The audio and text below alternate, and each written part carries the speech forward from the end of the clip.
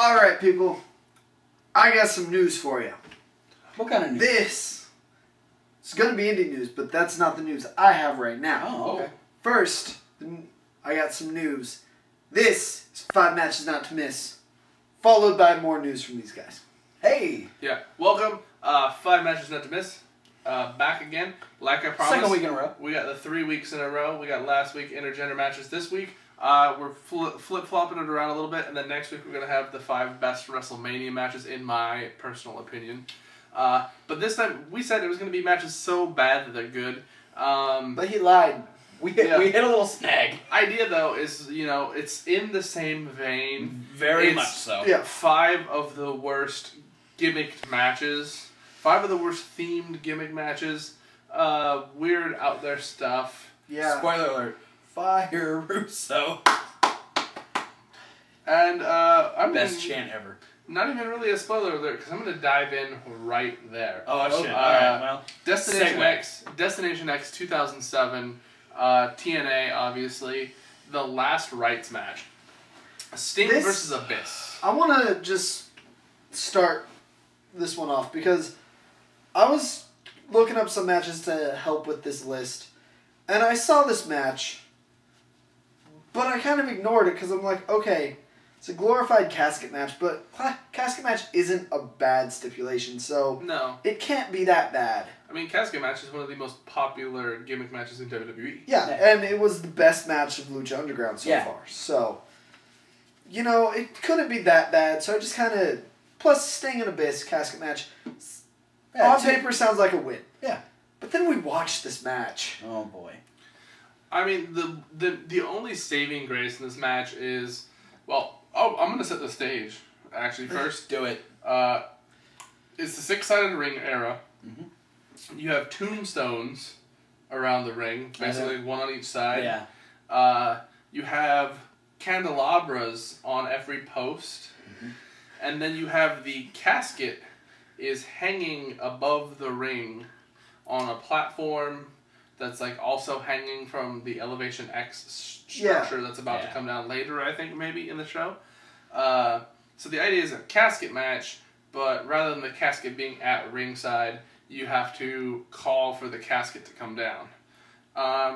Basically, right off the bat, Sting is taking it to Abyss, and freaking Abyss, though, grabs one of the candelabras and smacks Sting in the face with it. Yeah, Sting goes for the Stinger Splash in the corner, and Abyss just grabs it and... Splash this, you bitch! Yeah. He... Basically... Full on Sting wasn't wearing face. his contacts, so he didn't notice that Abyss had moved and held the candelabra in the way. That was Sting's old joke. Yeah. But yeah, so Sting bleeds like a stuck pig. This is Ric It Flair looks super status. It was badass. gnarly. Yeah, on It's the like paint Phoenix awesome. status. Yeah, I did. So yeah, we watched like 2 really bloody matches in one day. Yeah, we did. 2 bloody casket matches in one day. There's a running theme going on here. We get all the fighting going on and stuff, and then we have the casket is summoned, or the deathbed Oh my is god. summoned. They don't call it... Don West calls it a casket, but Mike Tenay is running with this deathbed thing. And so Abyss calls for it to come down, and the lights dim. We get the blue Sin Cara lights. And then we get frickin' alien mothership steam. Yeah, I mean, it's... is coming out. They call for the casket, and then it's like the Undertaker's entrance. Yeah. The casket had its own entrance, basically.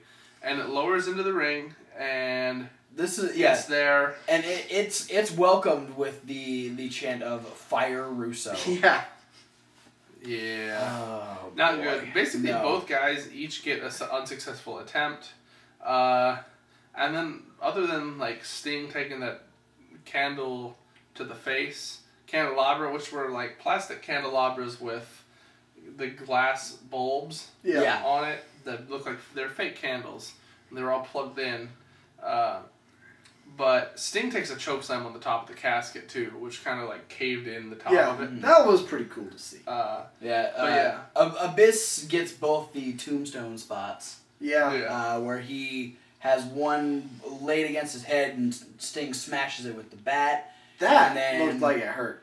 and then Abyss sets the other one up between the two chairs that are there, and is obviously going to attempt a superplex onto Sting, which would fail miserably with how close it is. But yeah, Sting ends up dropping him. He just shoves him, right? Yeah, because he starts fighting him off. He shoves him. Abyss goes through, breaks the tombstone in half. The chairs scatter. Mercifully, Abyss gets put in the casket in the deathbed. This just gets kind of hilarious at this point. point. Sting shuts the casket and slumps, basically looking unconscious over the casket. Yeah. And then they decide, tired as fuck at this point. They decide that they're going to start raising the casket while Sting is still laying on it. Right. He kind of has that moment where it seems like he's like, all right, just raise us both. I think he was trying to go for like an epic looking moment. Yeah.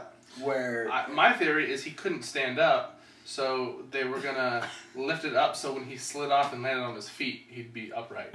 Maybe. Very plausible. But yeah, it ascends to the top of the building. Yeah. This is one of those matches, it sounded good on paper, but they did too much. They didn't look at the Vince Russo signature at the bottom of the paper. Yeah.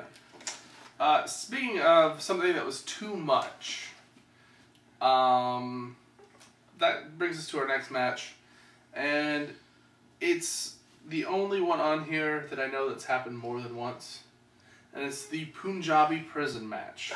It's happened twice. Yes. Now this is a cage within a cage, basically. You get a cage around the ring with a door on each side, and then a big cage around the arena, basically, around the ringside area. Yeah. And the idea is that you have to escape through both cages. Yeah. Being that each door gets opened once and for a certain time limit.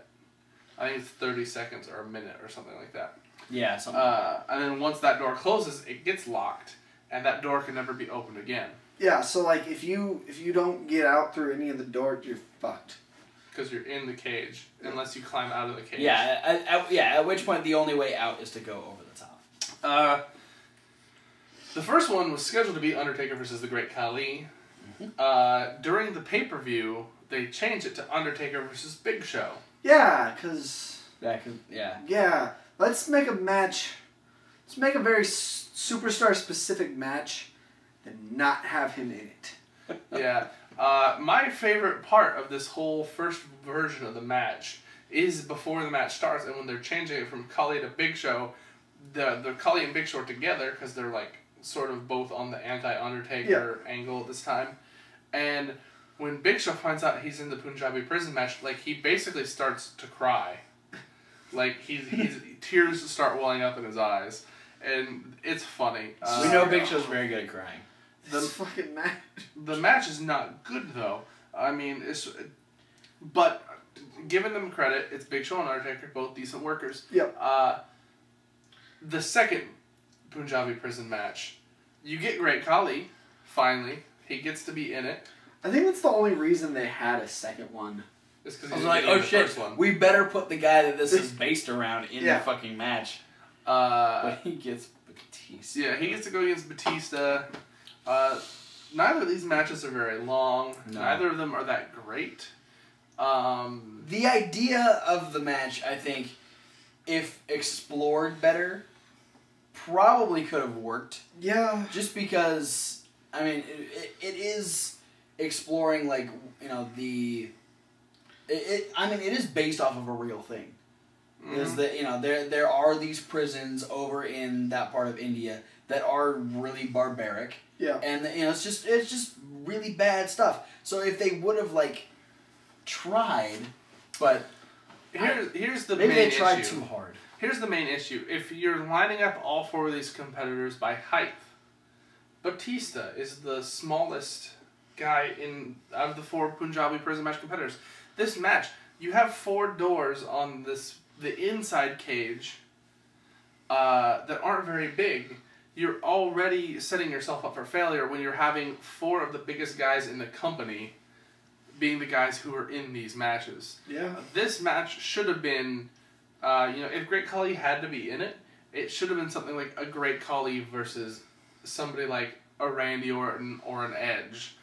Someone who would have been way more versatile with their ways in and out of the cage. Yeah. I think Undertaker does actually get out through one of the doors, though, doesn't he? Everybody does, eventually. Okay. I don't really remember the Batista one. I remember the Undertaker one because I like Undertaker. Yeah, needless to say... I don't think I ever actually watched either of these matches. Needless to say, it only happened twice, and there was a reason for it only happening twice. Not very good. Other than the fact that, like, the set is fucking huge. Yeah, you have to bring 2 cages. So this is essentially if you bring the traditional steel cage around the ring and the Hell in a Cell at the same time. Yeah. Yeah. Unnecessary. Yeah. But I think that's going to segue into the next match, which is a steel cage around the ring and a Hell in a Cell around that. Hey! And some very, very aggressive, vicious, mean, snarling, drooling attack dogs around ringside. The Kennel from Hell match, Unforgiven 1999. That description, oh my god, this sounds awesome. Al Snow versus the Big Boss Man. Fucking 2 great Two wrestlers. staples of the hardcore division in WWE. This sound, like, I'm into this match. And we know this is stemming from the feud where Bossman stole Al Snow's dog. Napped it. Dog napped him Steel and then dogs. ended up feeding the dog to... Pepper steak. Fucking huge personal stakes, vicious. Yeah, I'm into this.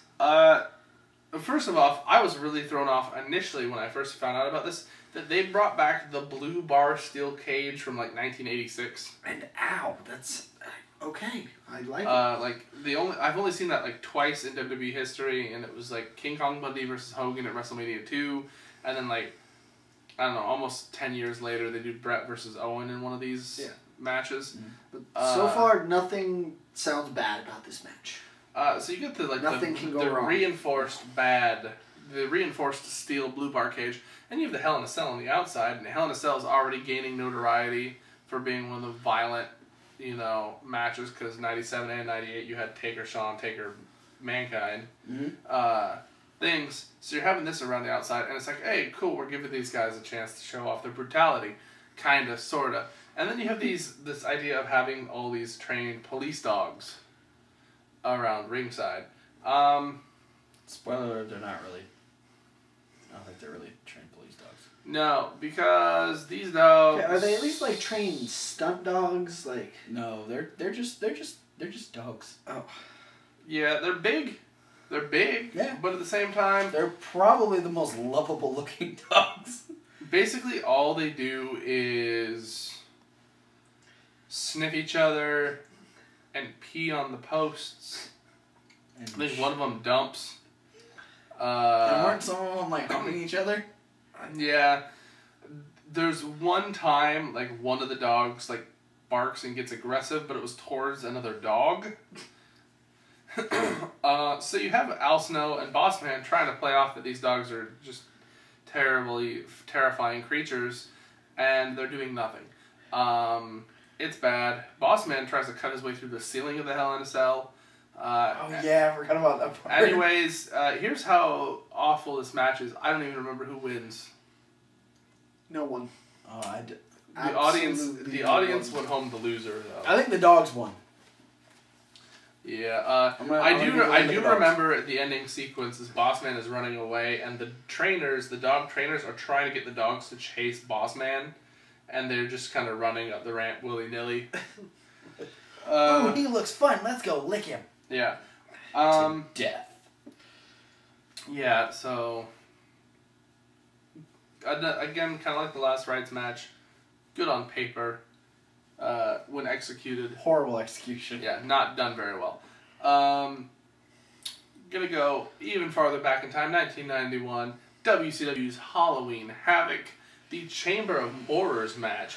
This is a unique thing, too. This was almost a precursor to a Hell in a Cell, because this had the cage that came down around basically the length of the barricade around the ring. WWE saw this match and they're like, okay, let's do that, but take away all the shitty parts. And put a lid over it. Yeah. Because the Chamber of Horrors had a hole in the roof. Because the idea was that during the match, at a random point... Yeah, Mick Foley almost got crushed to death. Not at a predetermined time, it was just at a random time, a chamber featuring an electric chair was going to descend and land in the middle of the ring. And then the switch is on the cage wall of the Chamber of Horror cage itself. Inside, there's some chairs, there's some coffins, there's some sticks that these guys are using to beat each other up with. So many bad match ideas involve coffins. And by so many, I mean 2. Yeah. But this is 4 versus 4. Yes. You have El Gigante, this. the Steiner Brothers, and Sting versus Abdullah the Butcher, Cactus Jack, Big Van Vader, and the Diamond Stud, a.k.a. Scott Hall. Yeah, so 2 really solid teams. Yeah, these are some legit teams. I mean, as far as, like, who I'd be least worried about in a match is probably, like, El Gigante. Because he can't move very well. Yeah. Yeah. This is, again, a couple years before his Giant Gonzalez stint. Yeah. So, I mean, this is probably the best of his career as far as how he looked in the ring. Not the greatest, but still not the worst. There's these 2 caskets in the ring, and inside the caskets, there are masked wrestlers in the caskets. Yeah, the first one ends up falling over. Yeah. Yeah, and like all of a sudden the person appears, and I'm like, I don't want to be that person. And it's funny, because they're not affiliated with either team, and so at random, you go from having 8 guys in this cage to having 10 guys in this cage, and 2 of the guys are just getting the crap kicked out of them by both teams. Both teams decided, you know who the real trouble is? These dudes in the casket. Yeah. Kick their ass. That's actually how the match should have ended, was those 2 dudes laying on the ground and the 2 teams just leaving. Yeah, they put one of those guys in the electric chair. Yeah. So the electric chair comes down, and they're fighting over who's going to get put in it. Rick Steiner gets... As it comes down, though, Mick Foley is almost killed. Yeah, it almost lands on him. Because he's, like, in the middle of the ring, and it's coming down, and, like, I guess he didn't know, because it was random. And it, like, comes really close to fucking crushing him. Yeah. So, like, they get a couple spots where, like, Rick Steiner gets knocked into the chair, and they're trying to strap him in, because in order to win, you have to... They've got wrist straps, and you have to strap them to the arms, and then put the little dome thing over their head. And electrocute them. Yeah. And so you have, like, Cactus Jack and somebody are climbing up one side of the cage next to where the lever is. And then while they're climbing up, Cactus Jack knocks the person off, and simultaneously Rick Steiner gets out of the chair and swaps places with Abdullah the Butcher. They knock him out, put him in the chair, and Cactus Jack then pulls the lever and fries his own teammate, causing his team to lose the match. The really weird part about this is Cactus Jack is watching to know... Basically, the idea is to know when he's supposed to pull the lever. So he obviously knows that Abdullah has been put into the chair and strapped in. Like, rather than having somebody tell him, you know, having somebody planted at ringside to, like, let him know when he should pull it, you know, they didn't think that through ahead of time. So he had to, like, actually, like, look over his shoulder to see what was going on, and he pulled it. Abdullah tries to make a comeback as a babyface later in that month on TV. Yeah. Not the best thing ever. But to top off not the best thing ever's. This one. We're going to go back farther in time than any of the other matches I've ever done on a top 5 matches not to miss list. This is probably the oldest match I've ever seen. This is from the 60s, big time Detroit wrestling. Chief J Strongbow versus Bulldog Don Kent in a shark cage match. Now basically this is maybe a 3x3, 4x4 4x4 if you're lucky. cage that's about 6.5, 7 feet high. Both the guys are inside this cage, fighting each other, trying to get out. Yeah. So you gotta think of, like, these matches that we had in the past where, like, someone like Paul Bearer is suspended above the ring in a little cage. It's like that cage. Pretty much. But you have 2 guys in there who are fighting each other. the first thing that blew my mind is when they're announcing the match. First off, it's one fall. But there's no fall that actually takes place. Right. You escape the shark cage. Yeah. And it's got a You, like, 60... fall out of the shark cage. Yeah. Just kind of stumble. You got a 60-minute time limit on this thing. Yeah. Dear God. And you initially were like, I want to see these guys I was go like, to a Broadway. Yeah, these guys need to pull a Broadway in a shark cage. Oh man. That if you could pull a Broadway in a shark cage, keep people invested, you automatically go down in history as the best wrestler of all time. Yeah. But eventually, about 7 minutes in, a third-party person who's, I think, they call him the United States champion, but I don't remember his name. He comes out and he starts choking Don Kent, who's playing heel. Yeah. And he reaches through with a rope or something. He starts choking Don Kent. Him. And freaking Chief J Strongbow just gets to waltz Yeah, out of the goddamn this match, though, shark cage. like, as bad as it sounds, it's worse. Because the locking mechanism on the door keeps coming loose and opening when they Yeah, run it just into opens all the time. About halfway through, we realized, okay, this is more just, okay, both these guys are trying to get out, and the referee's trying to keep them in. He just keeps shutting the door. Yeah. Until the moment that Strongbow is trying to get out, then the lock works, and it takes him forever to get out of the fucking cage. It was just... Yeah. It was just a mess. So, I mean, you have everything from shark cages to bamboo cages. Yeah. Yeah, this is Double cages with dog poop. so many, like... Electric chairs and floating caskets. Yeah, this, like... And candelabras. Don't try to modify the cage match, is what I'm hearing. Yeah. Like, you know... On that note, honorable mention, Teenage Idol blindfolded cage match. Well, I remember they did 1 year of Lockdown, which is their cage match themed show, where every match is a cage match.